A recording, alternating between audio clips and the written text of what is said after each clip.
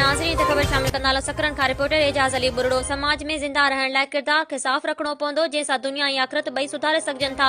उहा ॻाल्हि सकरन जे नौजवान समाज सुधारक सईद सागर सूमरो संदसि मान में एडवोकेट नवीद अली सूमरो पारां 2 घड़ियूं 2 यारनि सां उन सिलसिले में रखियल गॾिजाणी में ॻाल्हाईंदे चयो त कुदरत वारे जो जेको असूल ॿुधायो आहे उन ते जेकॾहिं अमल कजे त समाज खे सुधारण जा खोड़ सारा पासा सघारा थी सघनि था, जंहिं में चयो वियो आहे त अवां मां बहितर उहो आहे जंहिंजो वजूद ॿियनि खे फ़ाइदो पहुचाए। उन करे कोशिश करणु घुर्जे त माण्हुनि जूं ख़ुशियूं वधाइण ऐं ॾुख घटाइण में पंहिंजो वसार किरदार अदा कजे।